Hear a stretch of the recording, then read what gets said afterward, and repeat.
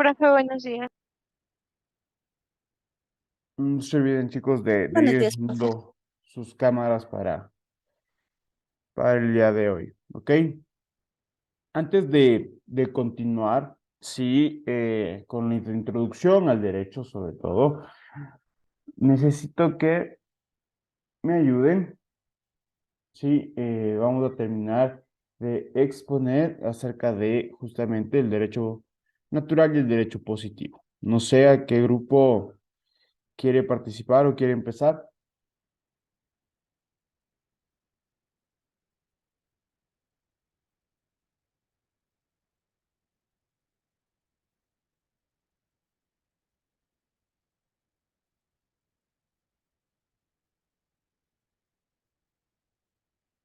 El grupo de Franklin ya expuso o todavía no expone.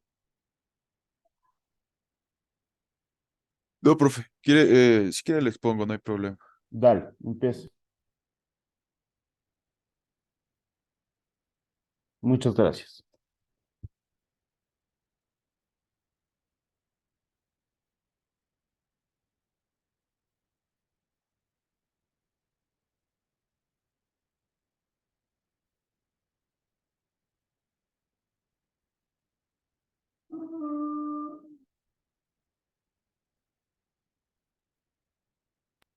Listo, ahí sí se puede ver, profe. Sí, sí, sí, sí, estamos viendo. A ver, vamos a ver cómo es eso.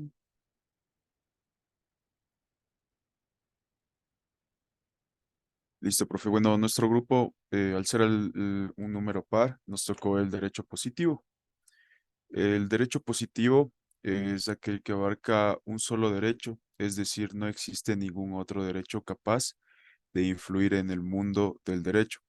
Para hacer énfasis en que el derecho natural no existe o si existe dependerá en parte de lo que el propio derecho positivo le permitirá existir, lo cual desarrolla el llamado monismo jurídico, es decir, el positivismo. Tenemos la otra definición que encontramos, que el derecho positivo son las normas jurídicas que se consideran obligatorias en un lugar y tiempo determinados y que son creadas por una autoridad competente. Puede ser vigente o no vigente, ya que comprende todos los ordenamientos legales. La siguiente definición se llama derecho positivo fundamentalmente al corpus escrito de las leyes, es decir, al conjunto de normas jurídicas establecidas por un órgano legislativo y recopiladas en una constitución nacional o código de normas, no solo las leyes, sino todo tipo de norma jurídica. El siguiente, la siguiente definición es el conjunto de disposiciones legales descritas vigentes en un Estado, dictadas por sus órganos competentes, en general el Poder Legislativo, Congreso o Parlamento, de aplicación coactiva a sus habitantes y que estos deben cumplir, sin poder alegar su desconocimiento, pues se publican antes de entrar en vigencia. Y la última definición que se encontró es que el derecho positivo es el conjunto de normas que se aplican coercivamente por la autoridad pública. Es menester agrupar científicamente tales normas para realizar su estudio. Ok, Eso, profe. muy bien, muy buena investigación, muy buenas definiciones que traes o que traen a colación. En conclusión, sí, ¿qué nos puedes decir que es el derecho positivo? Mm, pues prácticamente es un derecho que, ¿cómo se puede decir en propias palabras? Que, que tiene como, es primero que es dictatorial y que abarca para un solo, eh, ¿cómo es? Que sea regido en base a normativas jurídicas, Ya, disposiciones legales descritas. un ejemplo que puedas dar. Un ejemplo de derecho positivo. El derecho a sufragar, ¿Por qué? porque es algo que ya está escrito y no lo podemos cambiar. Perfecto. Sí. Mm, Otro que tú puedas decir, el código de trabajo. Sí. código de En trabajo. sí, Los CEPs, O esas los cuestiones. reglamentos internos también los puede ser. reglamentos internos también, sí. ¿Por qué? Porque ya son cosas que están escritas, es normativa. Si justo había una de las definiciones de las cuales nos mencionabas del el corpus, ¿sí? Claro, es El el cuerpo corpus de las juris. El leyes. corpus juris es el cuerpo de la ley, es decir, todo el sistema normativo que engloba a una nación, a un estado, ¿sí? Nosotros tenemos en nuestro sistema normativo más de 154.000 leyes. ¿Sí? Entonces, todo eso, todas las normas que están escritas, ¿sí? Todas las normas que se reducen a una ley orgánica, a un código orgánico, ¿sí? Es derecho positivo, Ya, profe. ¿sí? El corpus normativo, ya. Gracias, Franklin, gracias al grupo. Listo, profe. Gracias a usted también. Ya, perfecto. Vamos con el siguiente grupo. No sé qué grupo quiere exponer. No, yo voy a exponer, profe. Ya, chévere, vamos con el grupo de Gabriela.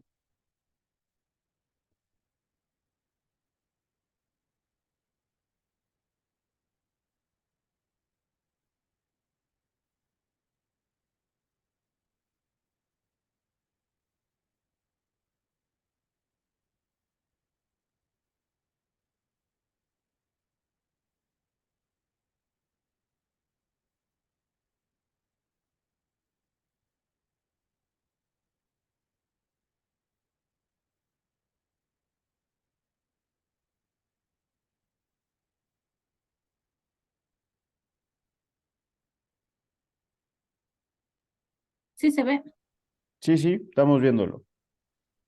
ya. Bueno, nosotros queríamos empezar nuestra exposición haciendo bueno, deseándoles a todos, compañeros, y a usted también, profe, pues un feliz día de San Valentín. Bueno, esto es una costumbre que tenemos aquí, no solamente aquí en el Ecuador, sino en varios países también. Ya, y con esta pequeña introducción, pues ingresar a lo que es el derecho natural. Ya, el derecho natural nos referimos a un conjunto de normas y principios jurídicos derivados de la naturaleza y la razón humana, como principios inmutables y universales. Consultamos también una definición técnica. El derecho natural es un conjunto de las reglas universales no escritas ni recogidas de ninguna norma, basadas en la naturaleza de la persona y que promulgan reglas fundamentales para la convivencia. El derecho natural está formado por los principios y atributos que todo ser humano posee por el solo hecho de ser persona. Solo derechos que tienen su fundamento en la condición humana. Por ejemplo, derecho a la integridad física, a la moral, derecho a pensar, a razonar, derecho a la vida. Consultamos también las características del derecho natural, que son un conjunto de reglas no plasmadas en ningún código. Es un derecho normalmente no escrito. Los órganos legislativos del Estado no crean este derecho.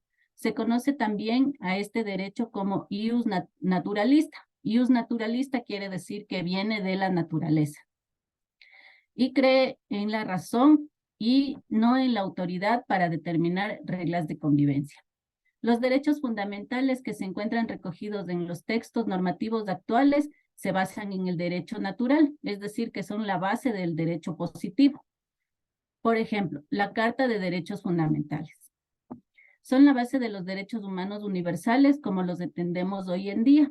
El derecho natural tiene antecedentes antiguos en las exploraciones físicas de la Grecia clásica, en especial de Platón y Aristóteles, pero sus primeras formaciones provienen de la escuela Salamanca durante el siglo de oro español.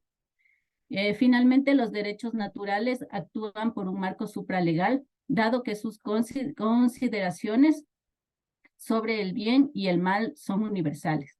Al contenido del derecho natural solo puede accederse mediante el raciocinio. El derecho descansa en la moral. si su ordenamiento jurídico positivo cualquiera contraviene los derechos naturales del ser humano, no podrá considerarse un verdadero ordenamiento jurídico. Bueno, y en conclusión, pues sacamos que el derecho natural, como lo decía, viene de la naturaleza, es decir, viene de las costumbres, de los valores. En este caso, por ejemplo, tenemos el derecho a la vida, tenemos el derecho a comer, el derecho a vestirnos, y todo esto simplemente viene de lo natural, no está normado ni regido en ninguna ley. Por ejemplo, también los 10 mandamientos, como usted ayer lo mencionaba, son un derecho natural, donde dicen respetar, no matar, no ser adúltero. Entonces son normas que no están, que vienen de la naturaleza, que no están normadas, que no están reglamentadas en ningún código, en ningún reglamento, en ningún artículo. Y también, por ejemplo, tenemos ay, perdón, y también, por ejemplo, tenemos lo de que nosotros impulsamos el cuidado de la salud sexual. Por ejemplo, en este caso, impulsamos el cuidado de la salud sexual, pero el acoso sexual o el abuso sexual, eso ya está normado, eso ya sería derecho positivo. Mientras que el impulsar que no haya sexualidad irresponsable es un derecho natural. Eso es todo. Ok, muchas gracias, Gabriela, y al grupo. Muy buena exposición, sí, muy buenos ejemplos, sobre todo este que nos traes a cabo de la sexualidad, en el cual nos dices, ¿no? Que como derecho positivo, nosotros tenemos nuestro derecho a la libre reproducción, ¿sí? Este derecho se encuentra normado en la Constitución de la República del Ecuador. Sí, y Gabriela nos trae a colación que un derecho natural sería justamente una sexualidad responsable. Sí, que ya va a depender de cada uno de nosotros, ¿no es cierto? Ya somos responsables cada uno de nosotros y ese es nuestro derecho natural. ¿Estamos? Perfecto, vamos con el siguiente grupo. No sé si hay más grupos o ya acabamos ahí. Sí, profe, nosotros. Sí, profe. Dale, entonces vamos con tu grupo.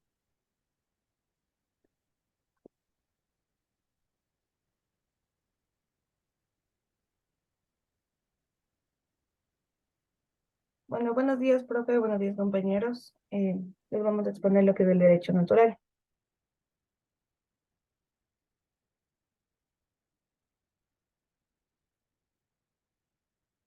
Como definición se llama derecho natural a una doctrina de tipo ético y jurídico que define la existencia de ciertos derechos propios y particulares de la condición humana, es decir, ciertos derechos fundamentados en la naturaleza misma del ser humano y es por lo tanto resultarían inalienables. Este tipo de derechos serían universales, además de anteriores y superiores a cualquier otro ordenamiento jurídico. Como características tenemos a los derechos naturales actúan como un marco supralegal, dado que sus consideraciones sobre el bien y el mal son universales. Al contenido del derecho natural solo se puede acceder mediante raciocinio. El derecho descansa en la moral. Si un ordenamiento jurídico positivo cualquiera contraviene los derechos naturales del ser humano, no podrá considerarse un verdadero ordenamiento jurídico.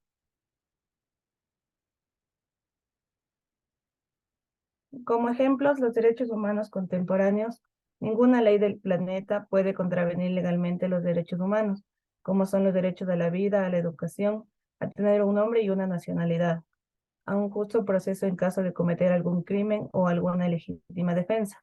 Los mandamientos católicos, en alguna época en la Iglesia Católica, controló jurídica y políticamente a Occidente. Lo siguiente a través de sus leyes religiosas que eran detenidas como las leyes naturales del humano, es decir, leyes divinas dictadas por Dios en el corazón mismo de la gente. Las leyes divinas de la antigüedad, cuanto a las culturas ancestrales como la helénica, acudían a las leyes de sus dioses como estaban por encima de reyes o otras consideraciones terrenas. Por ejemplo, Zeus, el dios griego, protegía a los mensajeros ya que consideraba al frente al dios al Dios Padre matar al que trajera malas noticias. Muchas gracias.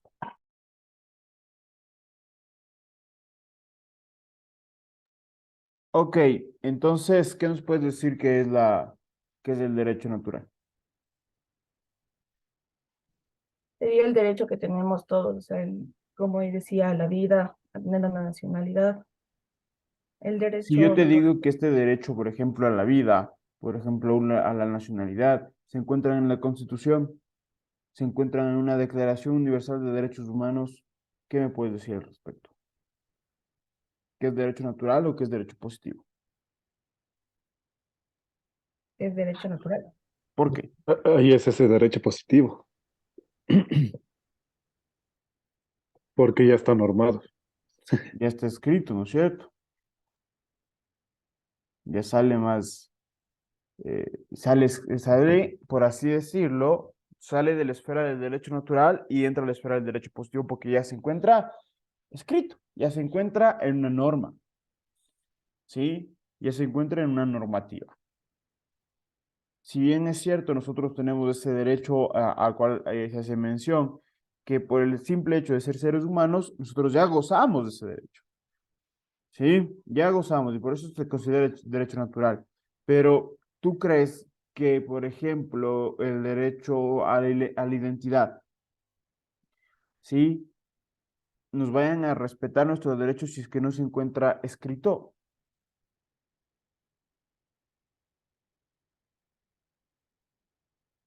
No, ¿no es cierto? No nos van a respetar nuestros derechos, porque no está escrito.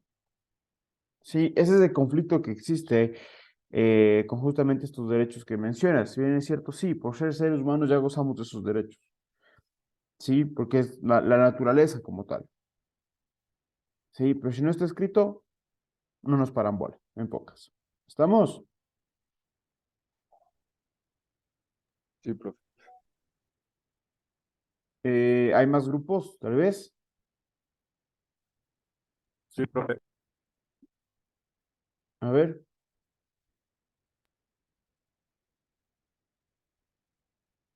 Bueno, a nuestro grupo nos tocó el derecho positivo, profe.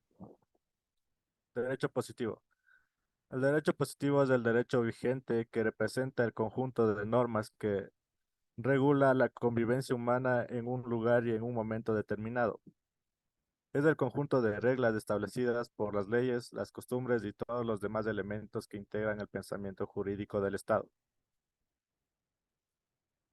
Según, según Olazo, define el derecho positivo como el sistema de normas emanadas de la autoridad competente y promulgada de acuerdo con el procedimiento de creación del derecho imperante en una nación determinada. Conjunto de normas jurídicas en vigor en un estado o comunidad concretos en un momento dado con independencia de la fuente de que procede. El derecho positivo se caracteriza por gozar o carecer de vigencia. Es decir, si tiene vigencia es porque la ley rige en la autoridad y aún no ha sido derogada por otra ley, por lo cual todos los ciudadanos están sujetos a cumplimiento. El derecho positivo abarca temas constitucionales, civiles, penales, laborales, administrativos, procesales. Eso es, profe. Ok, chicos, muchas gracias. Tal vez otro grupo. Hoy acabamos.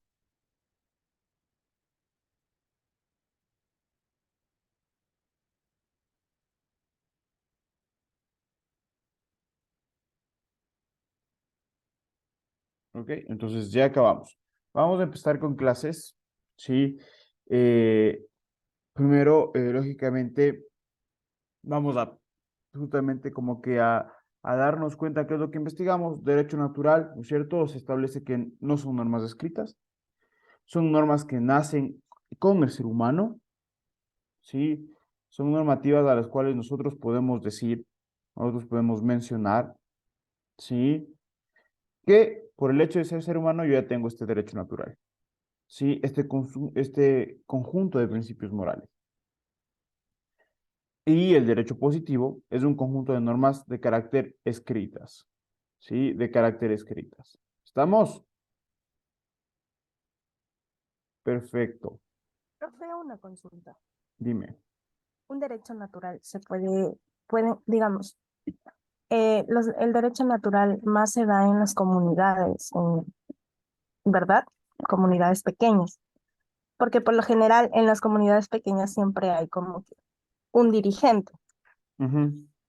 ¿Se puede Sí, hacer un derecho natural a un derecho positivo?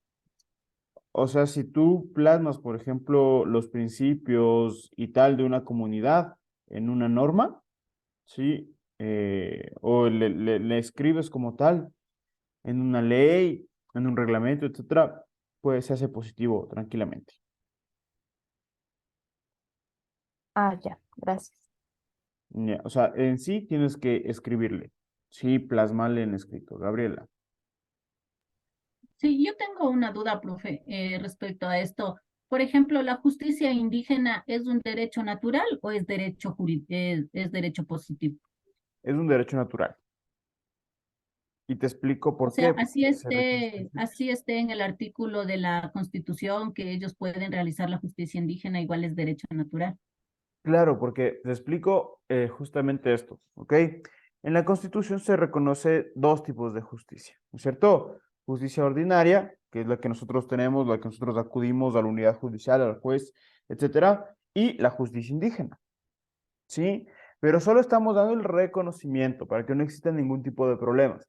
Pero nosotros, ¿sí? No nos metemos en cómo sancionan ellos, ¿sí? ¿Cómo sancionan las comunidades? Ya depende de cada comunidad sancionar. Nosotros lo único que hacemos es reconocer que existen esos dos tipos de justicia,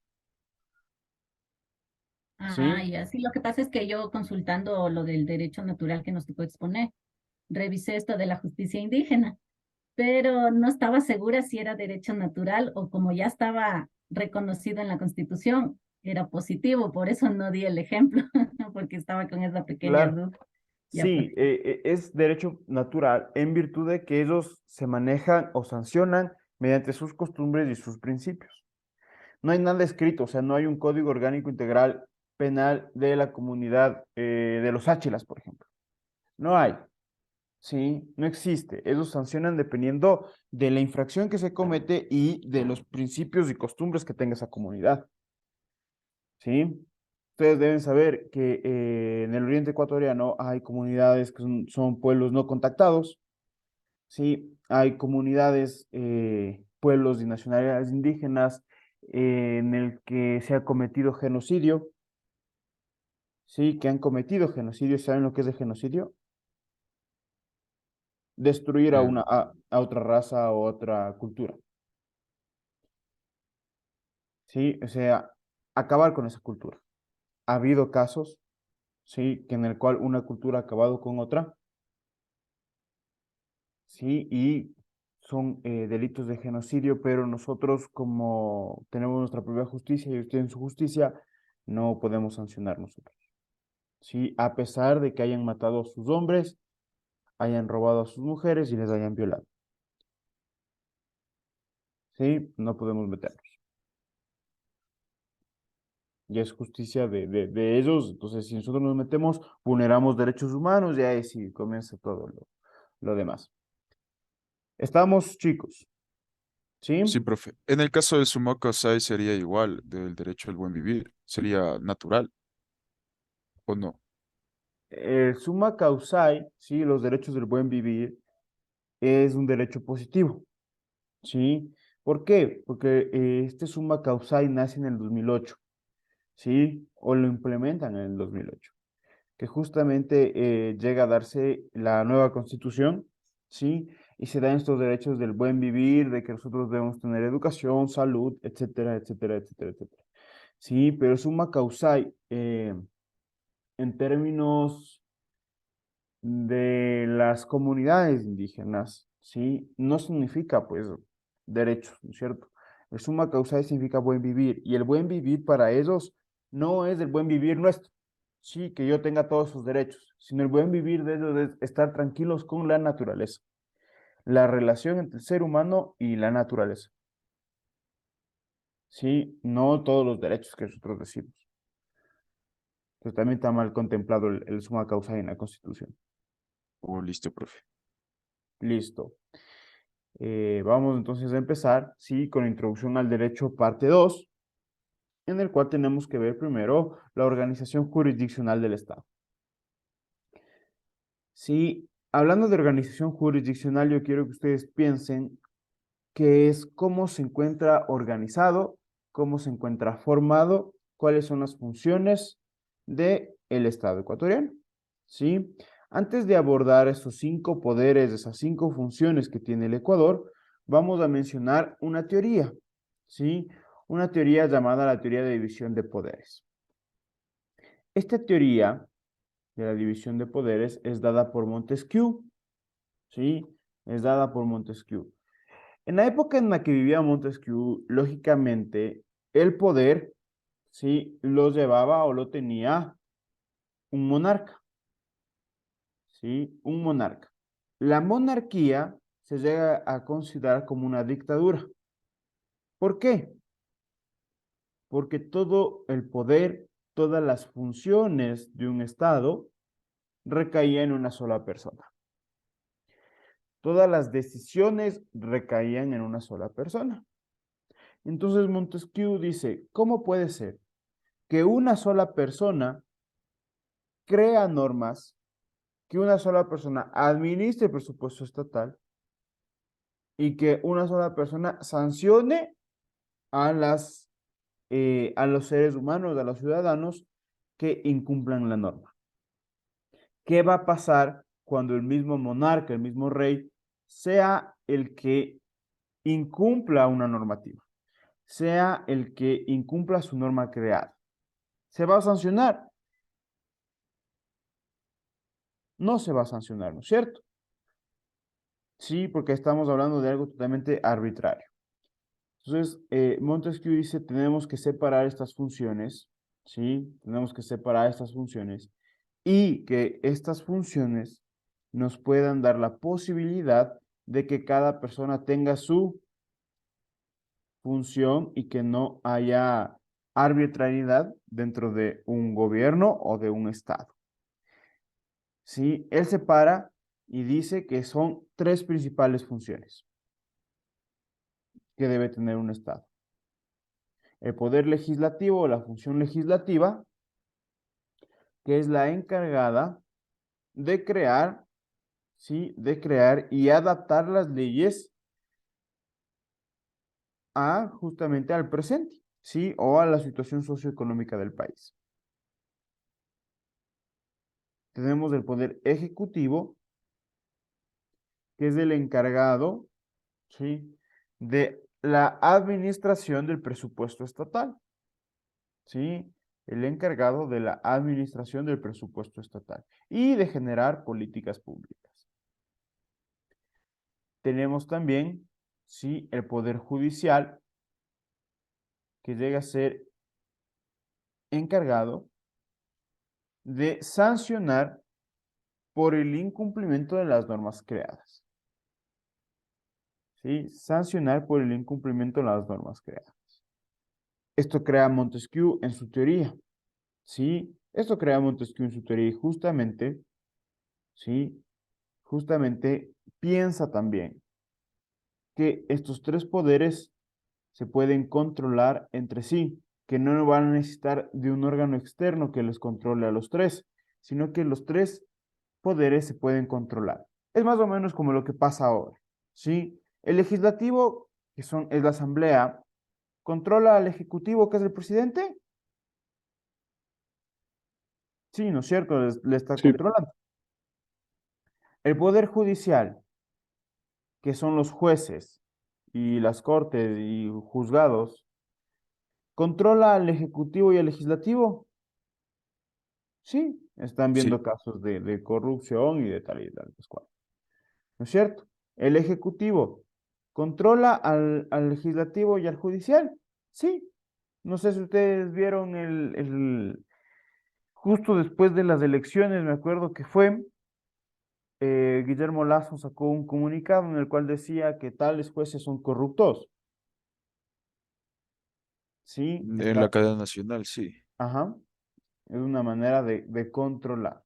Sí, igual el legislativo, de igual manera se controlan entre sí. Sí, esa es la finalidad, de que no existe un órgano externo. Ahora bien, con esta teoría, sí, el Ecuador nace o hace su organización jurisdiccional. ¿Sí? Nace o hace su organización jurisdiccional. Entonces nosotros tenemos o gozamos, ¿sí?, del Poder Ejecutivo, que es el encargado de administrar el presupuesto estatal, ¿sí?, de administrar el presupuesto estatal y se encuentra conformado por presidente, vicepresidente y ministerios. Tenemos el Poder Legislativo, ¿sí?, el Poder Legislativo que llega a ser la Asamblea Nacional, que se llega a encargar de justamente crear y adaptar las leyes, ¿sí? De crear y adaptar las leyes. Tenemos el Poder Judicial, ¿sí? Que está conformado por los diferentes o las diferentes cortes y tribunales de justicia de las diferentes instancias que existen, ¿sí? Además de eso tenemos órganos, ¿cómo puedo decirlo? Órganos auxiliares, ¿sí? Órganos externos de la función judicial, ¿sí? Que ayudan justamente a obtener justicia. Por ejemplo, ¿han escuchado ustedes de la Fiscalía General del Estado? Sí, profe. ¿Sí? Eso es un órgano externo, ellos son un órgano externo de la función judicial. ¿Han escuchado también la Defensoría Pública? Sí, sí, profe. ¿Qué es la Defensoría Pública? Es lo que defiende al pueblo, más o menos. No, esa es la Defensoría del Pueblo. La Defensoría Pública, profe, Una no es entidad, donde profe. consiguen abogados Donde nos gratis. dan abogados y gratis. defienden, Sí, ajá. profe, Abogados grateches nos son, vienen ¿cierto? denuncias. Es donde se dan. ¿Ustedes han escuchado en películas, por ejemplo, que te digan, ¿no?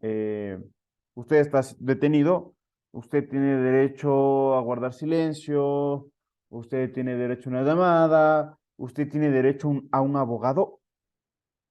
Sí, han escuchado y después vienen estas Profe, frases, ¿no? Usted tiene derecho a un abogado y si usted no puede pagar uno, el Estado le otorgará uno, O sea, ¿sí? ellos se encargan de esas cuestiones. O sea, ellos son los abogados de oficio, se les conoce, ¿sí? Que el Estado les proporciona a las personas para que puedan defenderse, ¿sí? Son los abogados, se les establece también así como abogados gratuitos, ¿sí? Pero siempre y cuando revisen su situación socioeconómica y se les otorga justamente un abogado. Wellington. Sí, profe, acotando lo que usted manifiesta, bueno, nosotros realizamos bueno, igual yo desempeño lo que es el tema de yo soy agente de tránsito, entonces realizamos lo que es las aprehensiones. Y pues ahí en este caso hay aprendidos que no tienen defensa particular, entonces en este caso acuden a la Defensoría del Pueblo y de igual manera Pública. los defensores públicos son los encargados de realizar los trámites de liberación de vehículos y todo eso en un caso ellos no tengan un abogado particular. Claro, sí, exactamente. Es estos abogados que te da el Estado para que puedas defenderte en cualquier caso. Sí, pero lógicamente debe haber esta parte, esta medida socioeconómica, ¿no? Porque así lo establece, ¿no? Es que yo puedo ir ganando $2,000 al mes y voy donde un abogado público. Seguramente no me van a tomar en mi caso, ¿sí? Porque hay dinero de por medio y que se puede pagar un abogado externo. ¿Estamos? ¿Te entendido hasta ahí, chicos? Sí, profe. Ya. El Ecuador, ¿sí? Tan lindo y diverso que es, para nosotros, en nuestra Constitución, se establece dos poderes o funciones más, ¿sí? Dos poderes o funciones más. El primer poder, ¿sí? Poder electoral. ¿De qué se va a encargar este poder electoral? Es justamente de dar transparencia a los comicios electorales, de respetar y hacer respetar la democracia, ¿sí? Mi decisión como ciudadano. De eso se carga el poder electoral. ¿Por quién se encuentra conformado el poder electoral? Por el Consejo Nacional Electoral, por el Tribunal Contencioso de lo Electoral, ¿sí? Y por los tribunales provinciales de lo electoral. ¿Sí? Ellos son los encargados de velar por la democracia, de que no existan apagones, de que no existan locales clandestinos en el cuales sacan nuevas papeletas con otros resultados, etcétera. ¿Sí? Ellos deben dar el anuncio y deben dar la transparencia en todos los procesos electorales. ¿Ok? Después tenemos el quinto poder creado en el 2008 con la Constitución de la República del Ecuador, ¿sí? Que justamente este quinto poder es el más discutido, ¿sí? Este quinto poder es el más discutido.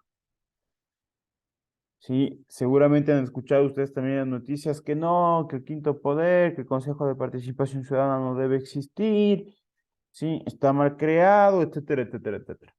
Este quinto poder, llamado de transparencia y control social, tiene como idea de creación, sí, como función de creación, tiene la atribución, ¿sí? De que este poder nos da a nosotros los ciudadanos, ¿sí? A nosotros los ciudadanos nos dan un puesto dentro de toda la esfera estatal, ¿sí? ¿Para qué? Para que nosotros podamos controlar y ver que todos los procesos sean en transparencia, ¿sí? Que no exista pues un robo, ¿sí? No exista corrupción dentro de cada una de las funciones del Estado, ¿sí? Si ustedes pueden observar, ¿sí? Este quinto poder tiene una buena idea, ¿no es cierto? Es muy buena idea. El problema es que fue mal ejecutado, ¿sí? El problema es que es mal ejecutado. ¿Por quién se encuentra conformado este poder de transparencia y control social? Por el Consejo de Participación Ciudadana, la Contraloría General del Estado, las superintendencias que existen, por ejemplo, la superintendencia de bancos, la super de compañías, la superintendencia de economía popular y solidaria, la superintendencia del control del poder del mercado, ¿sí? Y demás superintendencias que seguramente irán existiendo. Y también se encuentra conformado por la Defensoría del Pueblo. Aquí sí es la que nos defiende al pueblo de todas las vulneraciones de derecho que pueda llegarse a dar por parte del Estado. ¿Estamos, chicos? ¿Hasta aquí? ¿Alguna pregunta, alguna duda?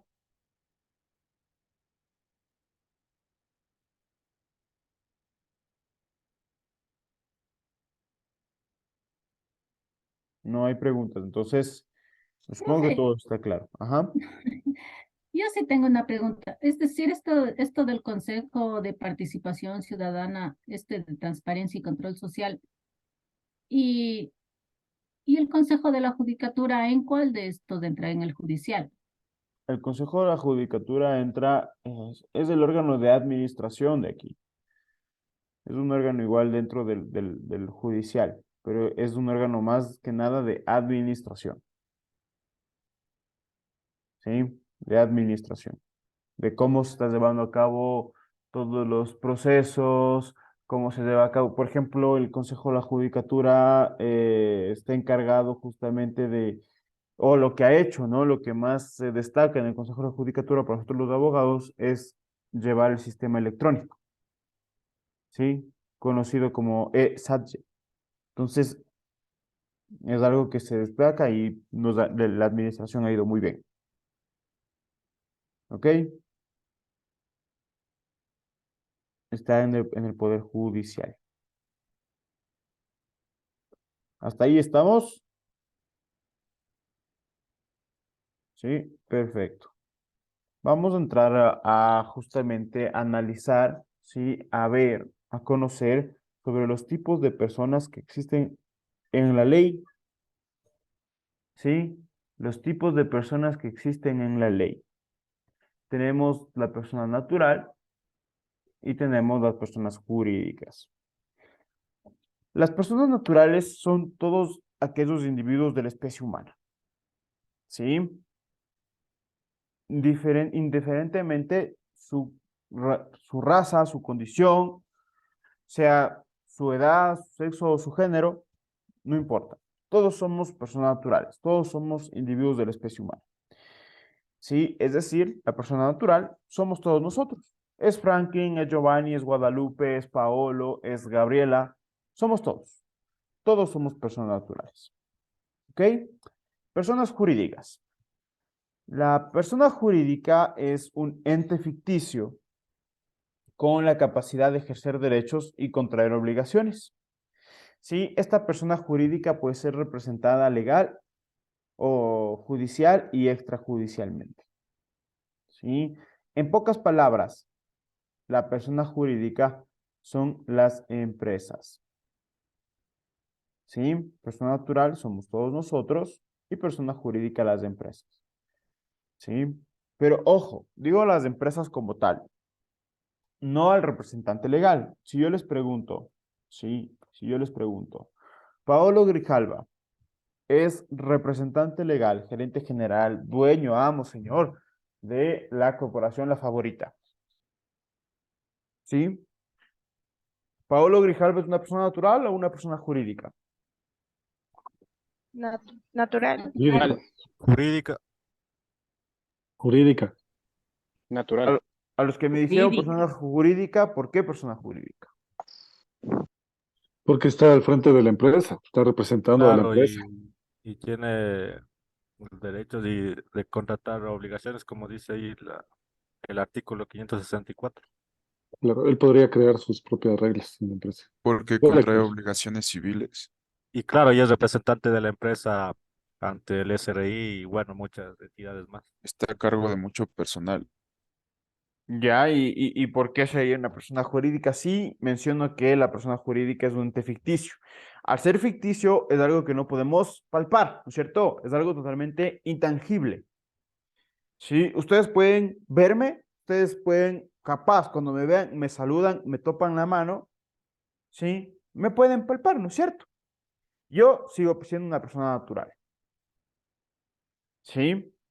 Ahora, que yo sea representante legal, que yo sea gerente general, que yo sea dueño, amo, señor, padre, madre, a la vez de la corporación La Favorita, ¿sí?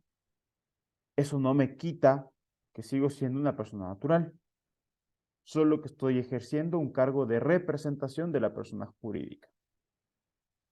¿Sí? Las personas jurídicas, como les digo, en pocas palabras, ¿sí? Son las empresas, ¿ok? Son las empresas, sociedades o compañías. Nosotros nos reunimos, por ejemplo, Jessica, Gabriela, Guadalupe y Paolo se reúnen para justamente crear una compañía de asesoría en gestión del talento humano, una consultora. ¿Ya?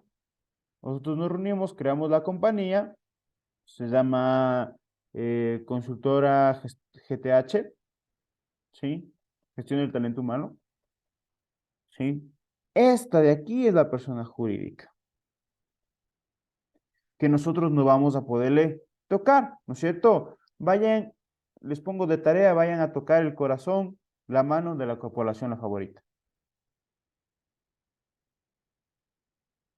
No vamos a poder tocar, ¿no es cierto? A menos que me digan, sí puedo tocar, profe, el aquí, el Supermaxi.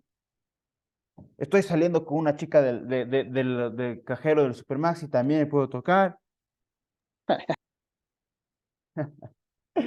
Entonces, sí, no hay cómo, ¿no es cierto? No hay cómo. Esta de aquí es la persona jurídica. Esta de aquí es la que creamos nosotros para que justamente, ¿sí? Para que justamente pueda tener sus propias obligaciones y sus propios derechos, ¿sí? Yo, Paolo Grijalva, que soy representante legal, ¿sí? Soy una persona natural, pero solo estoy ejerciendo cargo de representación. Yo le represento en casos judiciales, en casos ante el SRI y demás, pero yo soy una persona natural. Sí, Jessica. Inge, buen día. Puede ser un ejemplo claro de la persona jurídica, no sé, el Instituto Universitario Pichincha. Ujú. Y Es una persona persona natural, jurídica. y persona natural, todos los que conformamos. Sí, pero recuerda tú que en el Instituto Tecnológico Pichincha, sí, tenemos un representante legal, que es el señor rector. Ajá. Entonces, si ves, más o menos, para que me entiendas, sí, la persona jurídica, el instituto, ¿no es cierto? ¿Quién le representa al instituto? El señor rector, legalmente. ¿Sí? Entonces, nosotros podemos tocar al Tecnológico Pichincha, o sea, tú puedes ir a almorzar con el Tecnológico Pichincha. No, ¿sí? Es algo intangible. Pero puedes ir a almorzar con el señor rector. Sí, es una persona natural. ¿Estamos? Listo, gracias. Otro ejemplo, más o menos, para que me entiendan. ¿Sí? O bueno, más que ejemplo, es una aclaración. ¿Qué es lo peor, jurídicamente hablando, legalmente hablando, que le puede llegar a pasar a una persona natural?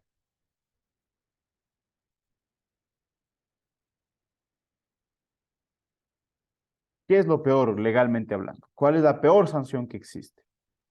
Que le metan preso. Pena de muerte. Exactamente. No, nada de pena de muerte, eso no existe aquí en Ecuador. Que tenga antecedentes, La quizás condena máxima de prisión. Ya. Le deudas, den 25 años de cárcel. antecedentes penales. Justamente es que me lleven detenido, ¿sí?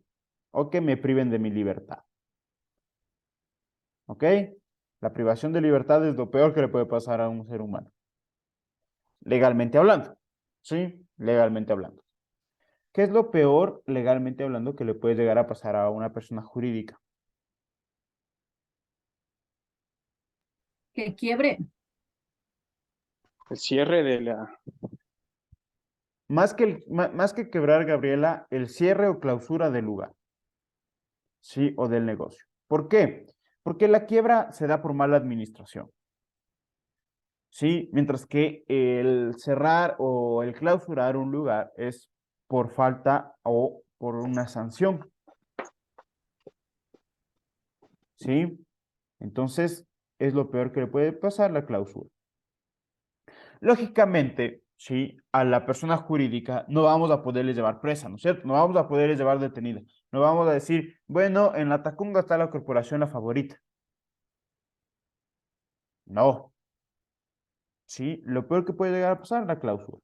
Al ser humano, la detención, ¿sí? O la privación de la libertad. ¿Ahí quedó un poco más claro? Profe, ¿y se clausura mediante el SRI o hay otras entidades que hacen eso? Hay otras entidades que pueden llegar a clausurar. Hay, por ejemplo, LARSA, sí, el tema sanitario. Hay, por ejemplo, el municipio, sí, a menos aquí en Quito, los AMC, la Agencia Metropolitana de Control, ellos pueden llegar a clausurar. El SRI es por llevar mala contabilidad, lógicamente, y por todos los impuestos no pagados o porque no emita facturas. ¿Ok? Estefano. Profe, volviendo al tema del representante legal un poco, ¿hay problema que el representante puede ser 100% de nómina? El O sea, por representante ejemplo, legal. pongo este caso, en mi empresa, el representante legal nunca no consta en nómina porque él trabaja bajo prestación de Facturas. servicios profesionales. Exacto. ¿Hay algún Ahora, inconveniente? en sí, como tal, no hay inconveniente porque el representante legal a veces no es el gerente general. Sí, el representante legal puede ser alguien escogido o dentro de los socios escogemos un representante legal. Y abajo del representante legal está el gerente general, que llega a ser justamente esta parte de la administración. ¿Sí? No. Entonces, no existe ningún problema si le está en nómina o si es que está por prestación de servicios profesionales. ¿Sí? No hay ningún inconveniente el representante legal. Ahora los demás gerentes, pues ellos sí deberían estar en nómina si es que no tienen el caso de representación legal. Ya, profe, gracias. Listo. ¿Estamos, chicos? ¿Está entendido hasta ahí? Sí, perfecto. Vamos a tomar un pequeño receso, sí, de 10 minutitos y ya nos vemos. Ya continuamos. Ya, listo, profe, gracias.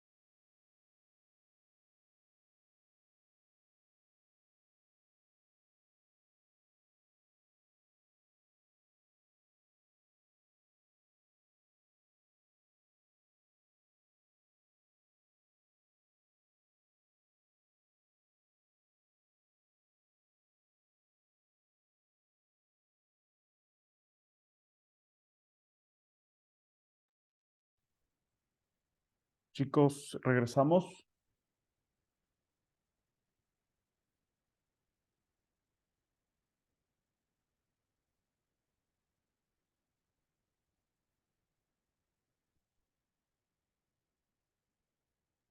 Ok, vamos a continuar. ¿Sí? ¿Está claro lo que es la persona jurídica y la persona natural? Sí, Sí, profesor, ya. Sí, profe. perfecto. Vamos con la capacidad de las personas. ¿Sí? La capacidad de las personas jurídicamente hablando, legalmente hablando, sí se define como la aptitud, ¿sí? Aptitud que tiene una persona para adquirir derechos y contraer obligaciones. ¿Sí? ¿Qué es aptitud? Es la destreza físico-mental que yo tengo para obligarme, ¿sí? A firmar un contrato, para poder o saber que me estoy obligando a la firma de un contrato. ¿Sí? Hay dos tipos de capacidad. La capacidad de goce y la capacidad de ejercicio. La capacidad de goce es aquella que todos nosotros tenemos. ¿Sí? ¿Por qué? Por el hecho de ser seres humanos, nosotros ya tenemos esta capacidad de goce. Nosotros ya gozamos de derechos, nosotros ya adquirimos un derecho. La capacidad de ejercicio es aquella que yo tengo para poner en práctica o para ejecutar el derecho. ¿Sí? Para poner en práctica o para ejecutar el derecho. Por ejemplo, Paolo Grijalva tiene 14 años. ¿Sí? Se quiere casar. ¿Se puede casar? No, Si le dan permiso, sí. Ya no existe eso el permiso. Ahora solo es 18 años te casas.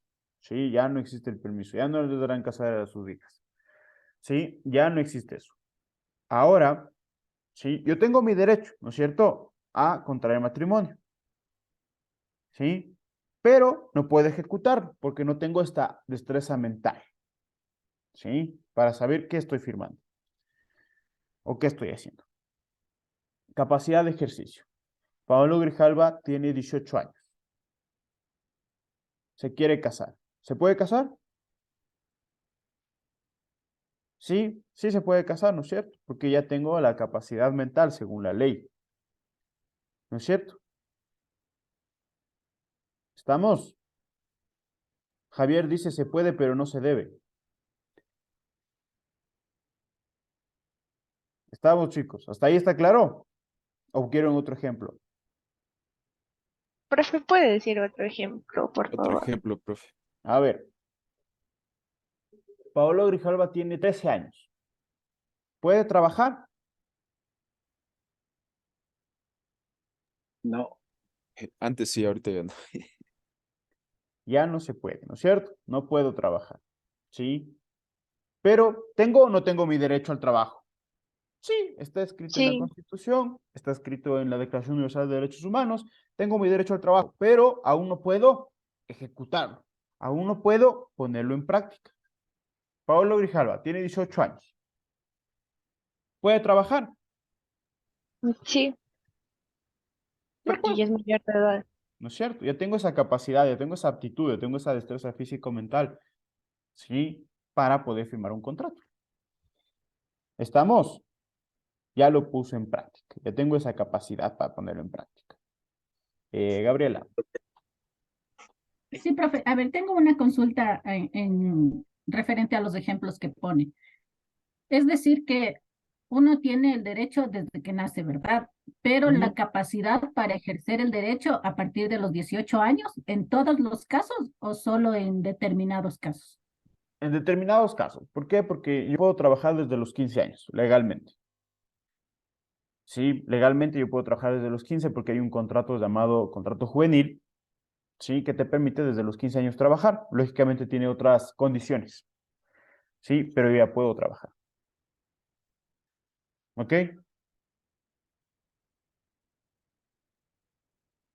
Ah, Está.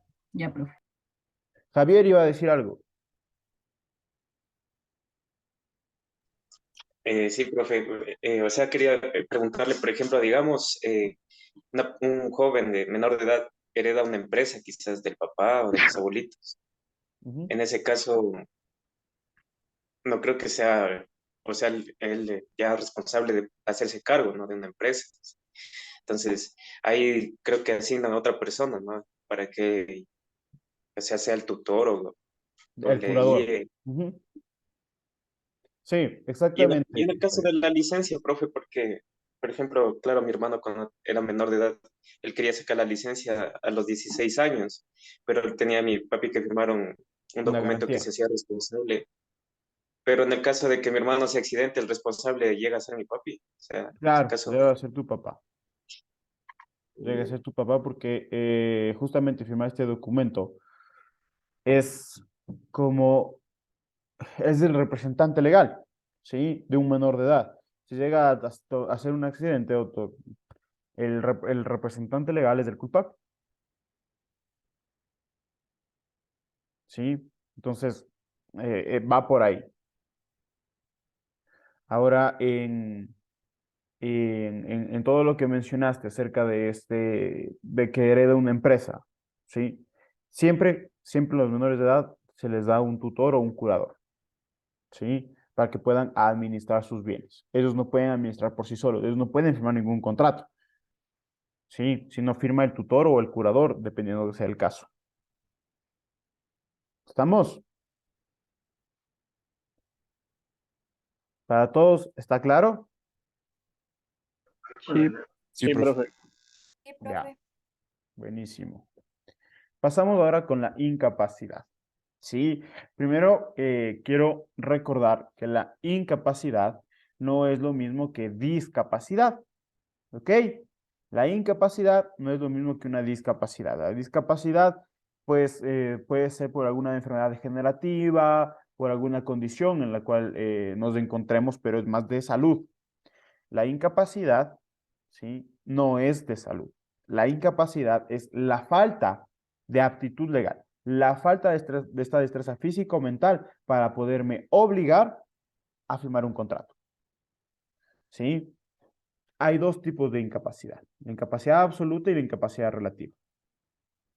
La incapacidad absoluta, ¿sí? Es aquella que justamente no van a poder realizar ningún acto jurídico, sino siempre con la ayuda de un tercero. Cuando yo digo acto jurídico, ustedes piensen en algún tipo de contrato compra-venta, de préstamo hipotecario, etcétera. ¿Sí? No van a poder hacer ningún tipo de acto jurídico. ¿Ok? ¿Quiénes son incapaces absolutos? Los impúberes. ¿Quiénes son impúberes? Los hombres menores de 14 y las mujeres menores a 12. ¿Sí? Hombres menores de 14 y mujeres menores a 12. Si ustedes se preguntan por qué esta diferencia de edad, si ya estamos en la igualdad de género, ¿qué pasa ahí? Científicamente hablando, se dice que las mujeres maduran más rápido que los hombres, ¿no es cierto? Científicamente hablando, ¿sí? Entonces, al ver esta connotación, pues la ley también faculta justamente a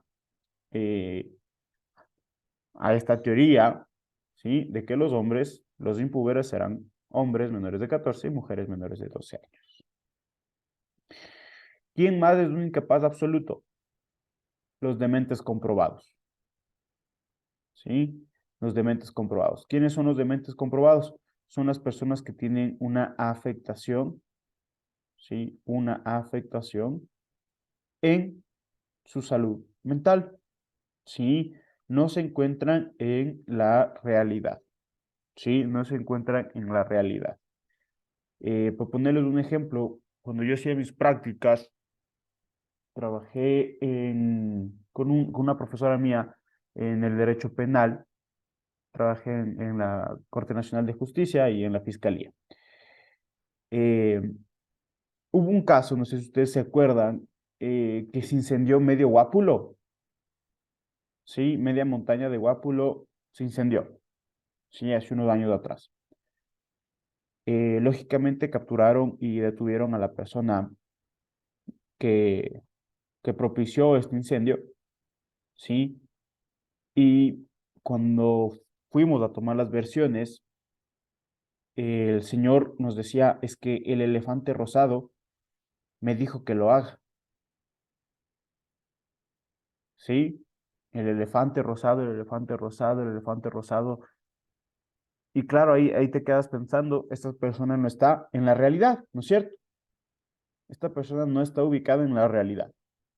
Entonces se le cataloga como un demente, se le cataloga como una persona con alguna afectación en su salud mental, se le cataloga con alguna enfermedad. En este caso era la enfermedad de esquizofrenia, ¿sí? Que por lo tanto no se puede sancionar, ¿sí? Entonces se le declara incapaz, absoluto. ¿Por qué? Porque no está en la realidad. No puede obligarse a hacer cosas. Yo te pongo un ejemplo. Por ejemplo, Javier, tú firmarías un contrato de compra-venta de un vehículo. Tú estás vendiendo tu vehículo, ¿sí? Y te viene una persona y te dice, es que el elefante rosado todavía no me deposita. ¿Tú firmas el contrato? No, no es cierto. No firmas el contrato. No. ¿Sí? De igual manera, viene un niño de 10 años y te dice, yo te compro tu carro. ¿Cuánto vale? 10.000. Ahorita te doy. ¿Le vendes el vehículo? O sea, si es que saca los 10.000 ahí, sí, dice. Pero no puedes. ¿Por qué? Porque es un incapaz. Sí, no puedes firmar contrato, al menos que el representante legal, el tutor, sea el que firme el contrato. ¿Ok? ¿Estamos hasta ahí? ¿Sí? ¿Quién más es incapaz absoluto? La ley determina a incapaz absoluto como las personas sordomudas, pero nosotros vamos a cambiar este término porque me parece muy despectivo. Vamos a decir las personas con discapacidad auditiva que no pueden darse a entender. ¿Sí? Personas con discapacidad auditiva que no pueden darse a entender. Ustedes saben que las personas que tienen una discapacidad auditiva tienen su propio lenguaje, ¿no es cierto? El lenguaje de señas. ¿Sí? Entonces, si esta persona no sabe su lenguaje de señas, ¿sí? Si esta persona no sabe su lenguaje de señas, imagínense ustedes cómo se puede dar a entender. Imposible, ¿no es cierto? Y peor aún si no sabe escribir. ¿Cómo podemos saber nosotros qué quiere esa persona? No vamos a poder saberlo nunca. ¿Sí? Entonces se declara incapaz absoluto y, lógicamente, a estas personas declaradas incapaces absolutos debe estar a cargo un tutor o un curador, ¿sí? Un tutor o un curador que se debe encargar de administrar los bienes de estas personas y ser el representante legal en cualquier justamente acto jurídico. ¿Estamos? Perfecto. Incapacidad relativa. La incapacidad relativa, ¿sí? Llega a darse o llega a verse, ¿sí? Justamente por algún acto que nosotros de nuestra vida cotidiana o hemos hecho mal, ¿sí? El ser humano mismo ha hecho mal algo para que sea declarado incapaz relativo, ¿sí? ¿Quiénes son los incapaces relativos? Los púberes. ¿Quiénes son los púberes? Son los hombres mayores de 14, pero menores de 18, ¿sí? Y las mujeres mayores de 12, pero menores de 18. ¿Estamos?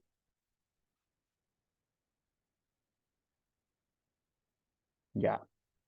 Tenemos también los toxicómanos. Los toxicómanos son las personas que tienen una adicción, ¿sí? Una adicción justamente a sustancias sujetas a fiscalización, ¿sí? Y que lógicamente puede ser catalogado es drogas, ¿sí? Al tener esta adicción, tampoco pueden firmar ningún acto jurídico, ¿sí? Ningún contrato, porque no van a poderse obligar, sobre todo, no van a obligarse a pagarte, no van a obligarte a hacer algo, no van a obligarse. Tenemos también en esta incapacidad relativa a los ebrios consuetudinarios. ¿Sí? A los ebrios consuetudinarios. ¿Quiénes son los ebrios consuetudinarios, Franklin?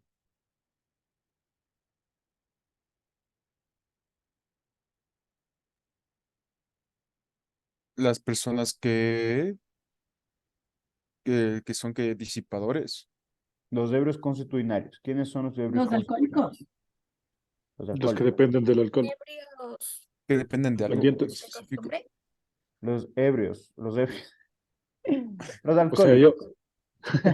Los de talento humano. o sea, yo, no mentira. Los hebreos. Los, Y es costumbre beber. Ese exacto, tal sopa. que tienen justamente una adicción al alcohol. ¿Sí? Una adicción al alcohol. ¿Sí? Esos son los ebrios consuetudinarios, los catalogados como alcohólicos. ¿Sí? Ellos son incapaces relativos. También tenemos a los disipadores, que es otra categoría. ¿Sí? ¿Qué creen ustedes o han escuchado alguna vez esta palabra disipadores?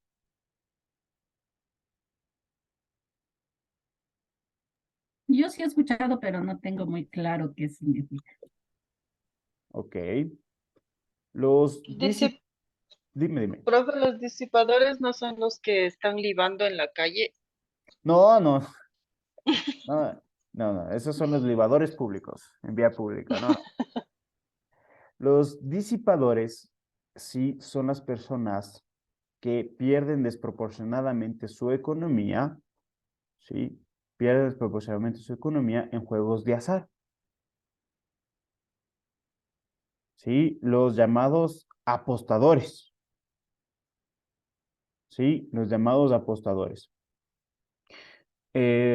Lógicamente debes perder desproporcionadamente tu economía. No es porque me voy y apuesto $10 en el boli de Chimbacalle, ya voy a perder mi economía. ¿Sí? Sino las personas que van y ponen la casa, ¿sí? Los que apuestan ya sobremanera y tienen una enfermedad mental llamada ludopatía, ¿sí? Que ya les gusta apostar, ¿sí? En esto les cuento que yo tuve un caso de declararle incapaz relativo a un amigo, bueno, ahora ex amigo mío, ¿sí? Que él era apostador, ¿sí? Él era apostador, justo se iba a casar y el suegro, creo que vivía en Estados Unidos, le deposita a él $40,000 para la boda. ¿Sí? Le deposita $40,000 para la boda y él dice, le duplico estos 40,000 yo. Vaya apuesta. Sí, jugaba póker. ¿Y qué creen que pasó? Ya no hubo boda. Perdió. Perdió. Y el matrimonio. Perdió todo. Perdió los $40,000 que le dieron. ¿Sí? Y él estaba perdiendo su economía desproporcionadamente. Entonces, en ese entonces con la que se iba a casar, ¿sí? Me llama y me cuenta esto y me dice, ¿qué podemos hacer? O sea, yo ya no quiero que él administre, porque imagínense ustedes, por ejemplo, en este caso, las mujeres, ¿ustedes se casarían con una persona que va a perder su economía desproporcionadamente? No, no es cierto. No. ¿No? Sí. Cristina. Entonces, me llama y me dice, Paolo, ¿cómo podemos hacer? Bueno, le digo, hay esta opción de declarar incapaz relativo, haciéndole unas pruebas y demás para que él no administre sus bienes. ¿Sí? Para que no pueda administrar sus bienes y sea administrado por otra persona. Pero lógicamente, como es mi amigo, yo no le puse a administrar a la mujer, sino le puse a administrar al hermano. Porque imagínense también, le botaban en la cara del pobre. ¿Sí? Yo gané el juicio, pero perdí un amigo. Porque justamente le quité toda la administración de sus bienes y él era dueño de 2 o 3 empresas.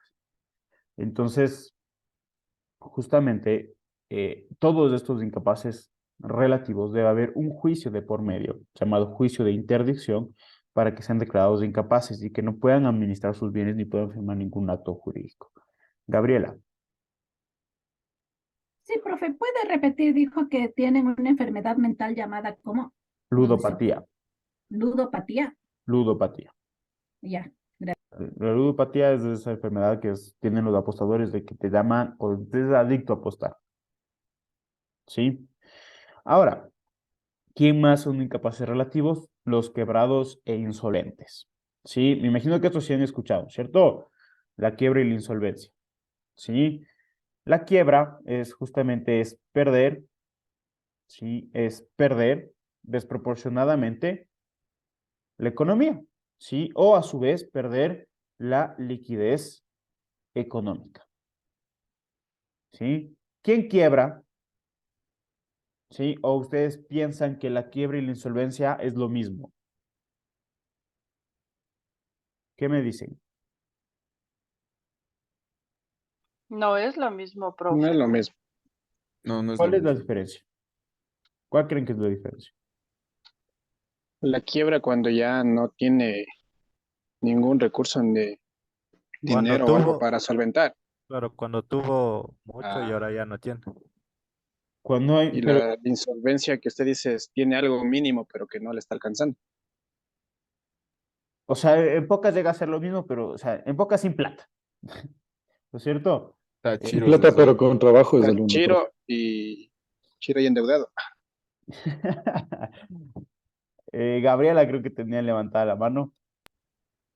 O sea, yo quería decir que los quebrados son los que llegan a no tener el dinero por no administrar bien sus bienes, mientras que los insolventes son la gente que no, o sea, nunca ha tenido para dinero, o sea, tienen $1 o a lo mucho así, no tienen más, no tienen nada. Ok. Les cuento que la quiebra y la insolvencia, en su definición, es lo mismo, ¿sí? Falta de liquidez económica. Falta de liquidez económica. ¿Qué es lo que cambia? Lo que les hace diferentes es que la persona que quiebra es la persona jurídica, ¿sí? Las empresas. Los que son insolventes es la persona natural, ¿sí? Es la persona natural. Lógicamente, la insolvencia es declarada judicialmente, ¿sí? Otra diferencia. Es decir, el juez declara si eres o no insolvente. Y la quiebra la declara la superintendencia de compañías, ¿sí? Que esa empresa está en quiebra. ¿Estamos? ¿Está claro? Repita, profe, por favor. El Sobre quebrados, lo último que dijo, por favor. ya. Quebrados es justamente quiebra la persona jurídica, ¿sí? Y quiebran ante la superintendencia de compañías. Y los insolventes, ¿sí? Son declarados judicialmente. Es decir, un juez establece que esta persona no tiene dinero, no tiene liquidez económica. Y ojo aquí, porque he escuchado también esto. Si nosotros estamos en un caso de pensión de alimentos, ¿sí? Si nosotros estamos en un caso de pensión de alimentos, no es que me voy a declarar insolvente para no pagar la pensión de alimentos, ¿sí? ¿Por qué? Porque la insolvencia acarrea, ¿sí? La pérdida de derechos civiles y políticos. ¿Ok? Pierdo, por ejemplo, no poder firmar un contrato, pierdo, por ejemplo, no tener un banco, no me abren cuentas de banco. Hay trabajos en los cuales también se menciona que se pierde justamente el poder tener un trabajo. ¿Estamos?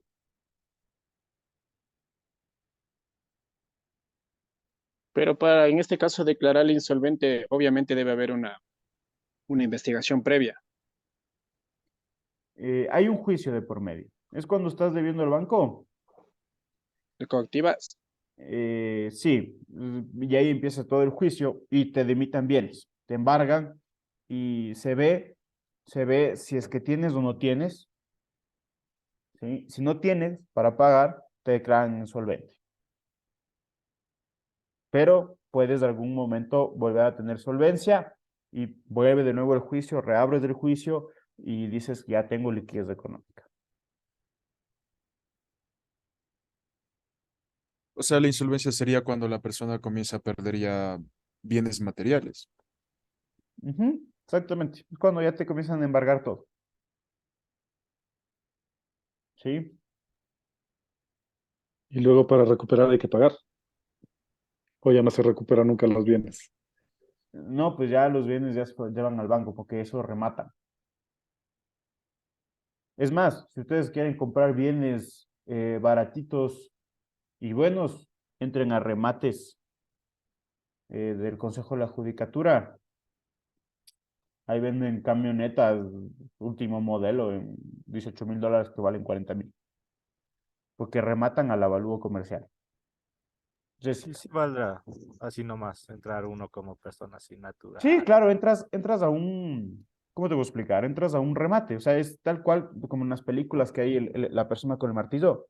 ¿Quién da más? Tanto, pum, tanto, tanto, tanto, tanto. Tal cual. Se Entras al hace una remate. Las subasta. subastas. Ajá, exactamente. Y así es. Hay terrenos, por ejemplo, yo conversé con una persona recién que más o menos se dedica a la parte agrícola y había comprado como 20 hectáreas en alguna parte de Imbabura en un remate que estaba, 20 hectáreas es mucho, ¿sí? Y compró a $20,000. Se compró bien. Entonces, ahí yo sabía que sí rematan cosas al límite inferior en cuestiones de que desde el avalúo. ¿Ok? Entonces, consejo. Si quieren, revisen los remates del Consejo de la Judicatura y ahí van a ver vehículos, terrenos, casas y ustedes pueden entrar a la subasta. Jessica. Inge, porfa, tengo que salir un momentito, no sé si me puede dar permiso. Sí, sí, claro, anda nomás. Gracias. Ya. Déjenme ahora abrir, sí, vamos ya a ingresar a la introducción al derecho laboral. Me avisan, por favor, si pueden ver mi pantalla. Sí, sí se puede. Perfecto. Vamos entonces con el derecho laboral. Vamos a ver los antecedentes del derecho laboral. ¿Sí? Los antecedentes del derecho laboral. En la Roma clásica no existe o no existía un concepto de lo que era trabajo. Al no existir un concepto de lo que es trabajo, lógicamente no va a haber el derecho que regule, ¿sí o no? No va a haber ningún derecho que regule porque no sabemos lo que es trabajo. En esta época, ¿sí? En la Roma clásica, en esta etapa, se da mucho énfasis al derecho civil. ¿Sí? ¿Qué quiere decir que se da énfasis al derecho civil? Que se comienza a crear, en vez de crear un derecho laboral, de crear un derecho mercantil, de crear un derecho tributario, etcétera, se comienza a crear el derecho civil. ¿Qué es el derecho civil? Es el conjunto de normas, ¿sí? Que tienen como relaciones o que tienen como finalidad regular las relaciones interpersonales. ¿Sí? Regular las relaciones interpersonales. Por ejemplo, el matrimonio, el divorcio, las herencias, se comienza a dar énfasis a eso. Se decía en la Roma clásica que al no existir un concepto de trabajo, las únicas personas que hacían una actividad física para sobrevivir, ¿sí? Eran los esclavos. Por lo tanto, la esclavitud reinaba en la Roma clásica. En la Edad Media, el trabajo se comienza a ver como necesario. Se comienza a ver como un bien social. ¿Por qué? Porque es una forma de sustento única. Si nosotros nos ponemos a pensar en qué es el trabajo, es una actividad que yo hago, ¿no es cierto? Para que se me remunere o me paguen, ¿sí? O sea pagada para poder satisfacer mis necesidades básicas. ¿Sí? Con remuneración, con sueldo, yo puedo pagar mis satisfacciones, por ejemplo, la comida, la vivienda y demás, ¿no es cierto? Con el trabajo. En esta edad, en la Edad Media, empezamos a ver también, o empieza a existir la época del feudalismo. ¿Qué es el feudalismo? Es trabajen todos y cobre uno, en pocas palabras. Con la revolución industrial en la Edad Media, lo que comienza a existir, lo que comienza a verse es una igualdad de oportunidades.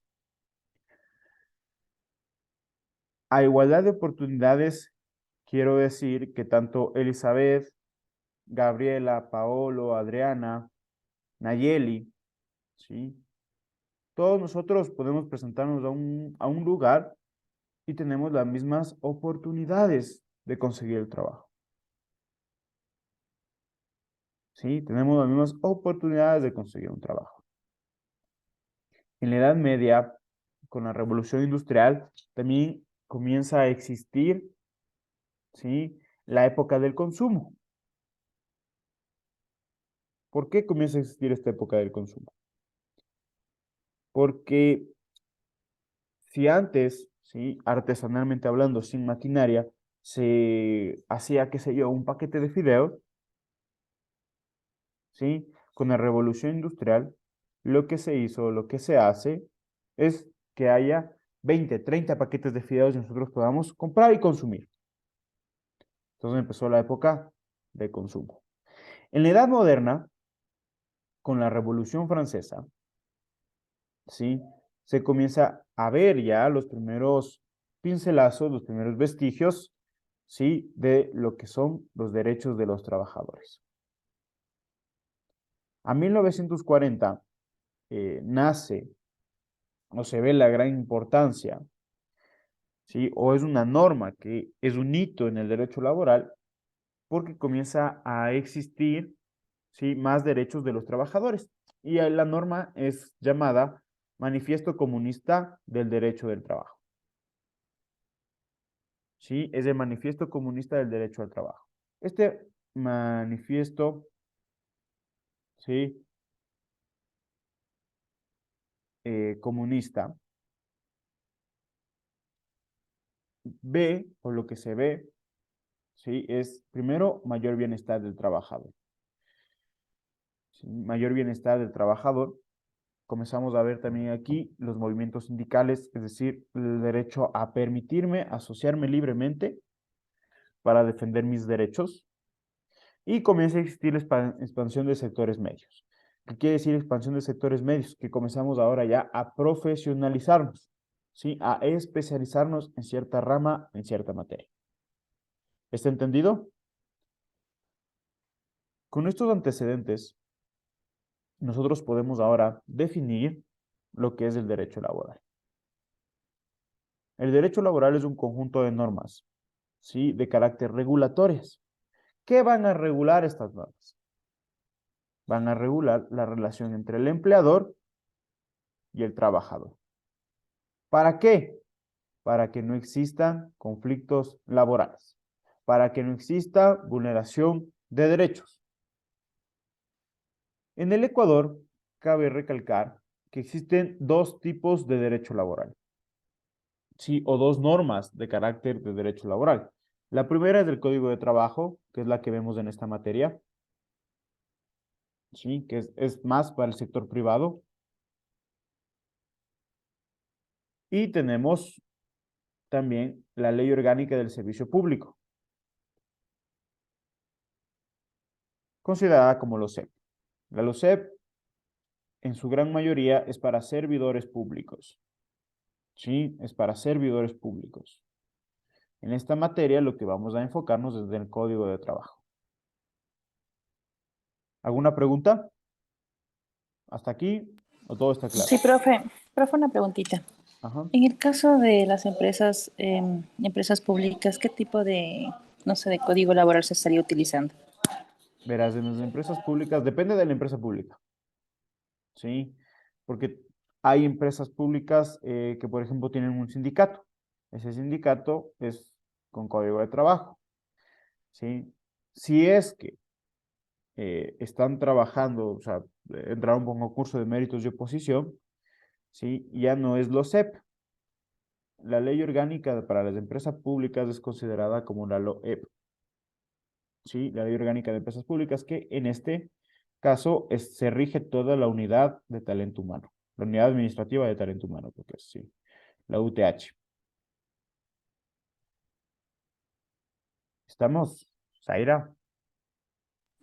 Sí, profe, pero entonces quiere decir, digamos, en el tema de vacaciones, se requeriría, o sea, no la LOCEP, sino el código de trabajo. En los días de vacaciones me refiero. Que en la LOCEP obviamente se tienen Para 30. para las Código de empresas públicas. trabajo, 15. Ajá. Para las empresas públicas, si entraste por concurso de méritos de oposición, tienes los mismos derechos que lo sepa. Ya. Si no entraste con el concurso de méritos de oposición, sí, si no fuiste contratada, O sea, si tengo servicios puedes, ocasionales. si tienes servicios ocasionales, es lo sepa. Es por lo sepa. Los derechos son de Ya. lo sepa. De la Ley Orgánica del Servicio Público. Van a gozar los mismos derechos porque son catalogados como servidores públicos. En las empresas públicas hay servidores públicos y hay obreros. Los obreros son código de trabajo. Los servidores públicos se rigen a la LOCEP. ¿Sí? En la LOEP lo que te da es cómo tú puedes administrar la parte del talento humano. ¿Sí? Cómo se lleva a cabo la unidad administrativa del talento humano. Javier. Profe, le quería consultar algo. En los contratos es preferible, por ejemplo, entrar a una empresa gubernamental o no gubernamental, porque los beneficios son diferentes, ¿no?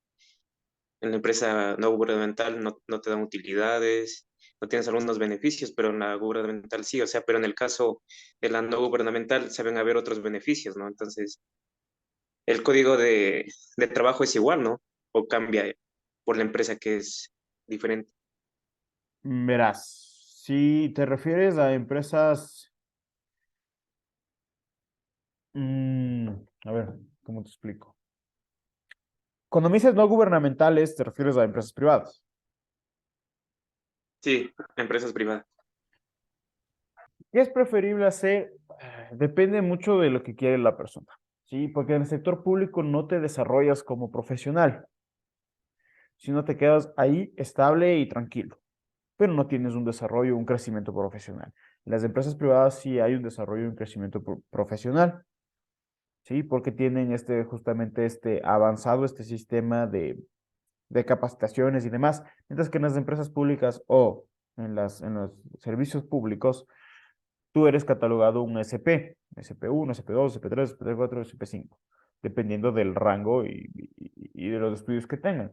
Yo tengo entendido, por ejemplo, tengo un conocido que tiene 2, 3 maestrías, creo, sí, lleva 4 o 5 años trabajando ahí y todavía sigue siendo un SP5.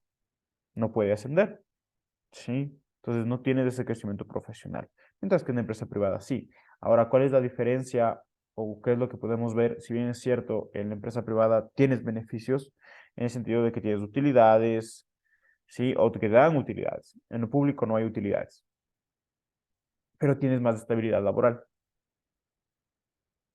En la empresa privada no tienes tanto la estabilidad laboral. Ya depende, por eso digo, depende mucho de qué es lo que quieres tú como trabajador.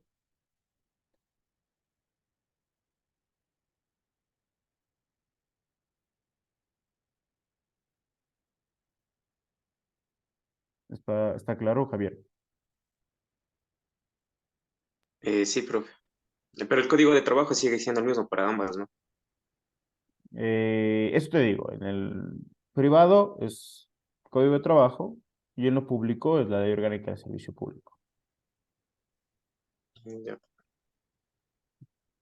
Ok, continuamos entonces.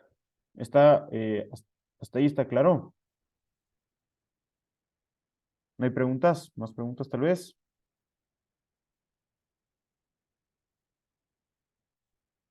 Pasamos entonces. Sí, tenemos varias fuentes de lo que es el derecho laboral. Sí, tenemos varias leyes de donde nace el derecho laboral. La primera es la Constitución de la República del Ecuador. En la Constitución, en esta normativa, se enmarca, se establece justamente el derecho al trabajo. se establece también los principios que rigen al derecho al trabajo. Ustedes han escuchado este principio llamado el de a igual trabajo, igual remuneración. Este principio está en la Constitución. ¿Sí? Si yo hago un trabajo que mi compañero está haciendo lo mismo y yo gano $200 menos, yo puedo reclamar. ¿Sí? Yo puedo reclamar. ¿Por qué? Porque igual trabajo, igual remuneración. Otra fuente del derecho laboral son los tratados internacionales, es decir, la normativa internacional en la cual el Estado ecuatoriano es parte de alguna organización. Por ejemplo, en temas laborales tenemos la Organización Internacional del Trabajo o la catalogada llamada como la OIT. Otra fuente del derecho laboral es la ley. ¿Sí? Es la ley. En este caso, tenemos al Código de Trabajo, Nayeli. Profe, buenos días. Una consulta. Usted dice que igual trabajo, igual remuneración.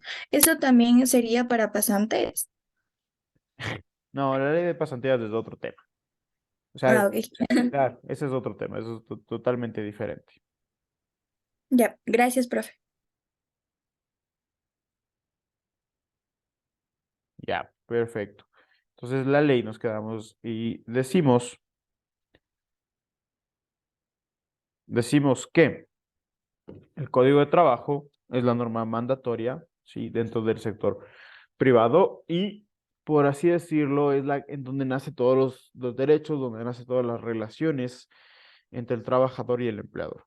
Sí, en ella se catalogan los derechos, 13º, 14º, vacaciones y demás, para que la LOCEP adecue a sus servidores públicos.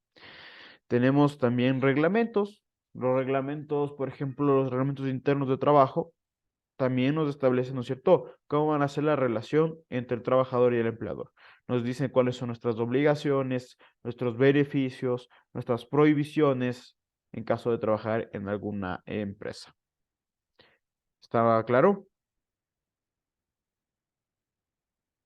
¿Preguntas hasta aquí?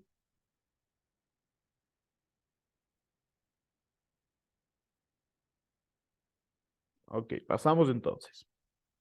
Tenemos, sí, las características del derecho laboral. El derecho laboral, sí, tiene como característica que es un derecho dinámico.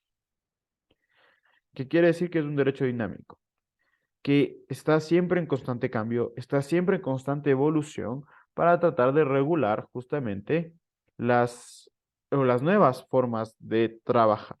Ustedes han escuchado de estas aplicaciones que son de delivery, el Uber Eats, Rappi, Pedidos Ya. ¿Sí? ¿Han escuchado? Estas Sí, profe. aplicaciones, Sí. Sí, profe.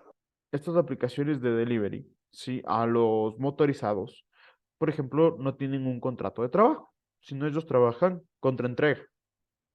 ¿Sí? Entregan y les pagan. Entregan y les pagan. Entregan y les pagan. Pero ellos no tienen un contrato laboral. Ellos no gozan de los beneficios, por ejemplo, de IES, por ejemplo, de vacaciones, de 13º, 14º. Lo que se discute ahora dentro del Ministerio de Trabajo es tratar o ver cómo podemos ayudar a regular esa situación. Porque imagínense ustedes si tienen un choque en una moto, no hay accidentes de trabajo. ¿Sí? No se paga nada y todo está tranquilo. ¿Está claro?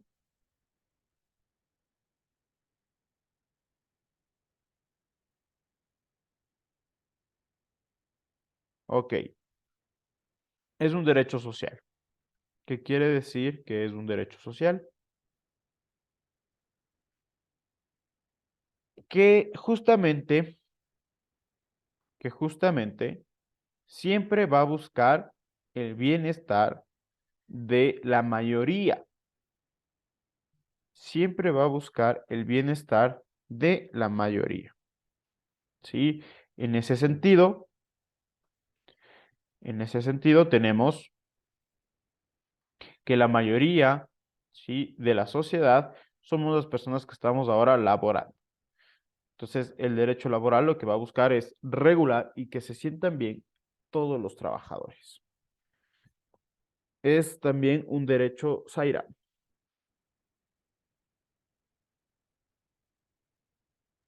Profe, disculpe que le interrumpa. Me salgo un poquito, bueno, así del tema. Quería saber cuándo nos va a explicar el tema del acto instruccional, porque estaba revisando que esta materia solo dura hasta el día 24 de este mes, ¿correcto? Correcto. Y tenemos apenas 6 días laborables, Correcto. ya que Ajá. viene feriado. Ya les explico eso al finalizar la clase. Ya, gracias. Ok. Es un derecho expansivo. ¿Qué quiere decir que es un derecho expansivo? Que comenzó de competencias muy bajas, ¿sí? Comenzó de competencias muy bajas y hasta ahora continúan haciéndolas. Comenzamos a crecer, ¿sí? Entre derechos comenzamos a crecer poco a poco, hasta tener los derechos que ahora gozamos. Hasta ahí, ¿está claro, chicos? ¿Alguna pregunta que tengan? ¿No? Perfecto. A ver, con el tema del auto instruccional para Zaira y para todos, yo mencioné justo ayer que necesitaba el Excel de los grupos para mandarles qué hacer a cada uno, a cada grupo. ¿Sí? Aún no tengo ese Excel. Primero. Segundo. Profe, sabe que ya están armados los grupos de todo, pero faltan 3 chicos que no se incluyeron en un grupo. Y creo que no tampoco se va a unir a un grupo el otro.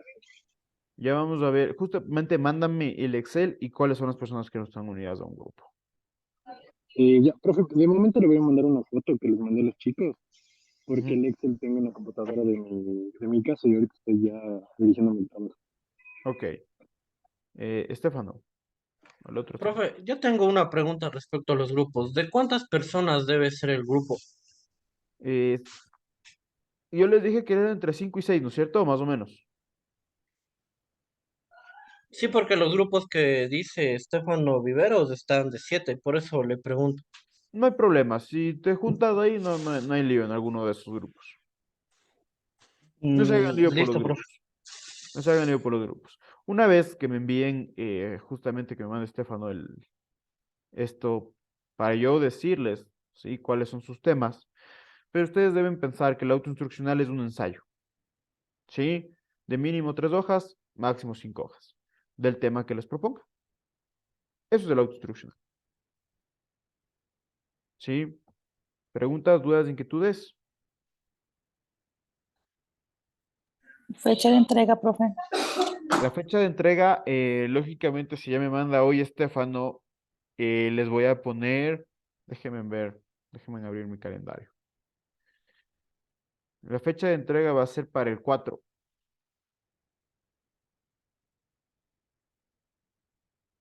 Sí, porque tengo que tomar en consideración que el 21 y 22 no tenemos, perdón, el 20 y el 21 no tenemos clases. Es feriado. Dijo 4. 4, ajá, al 4 4 de marzo. Ajá. Ya, ¿y el examen final cuándo estaríamos realizando? El examen final, estoy justamente pensando, ¿sí? Si les tomo presencial o les tomo virtual. Este examen, pues yo les comunicaría el día de mañana cuál es la decisión, justamente tomando en cuenta con la coordinación de talento humano. Ya, profe.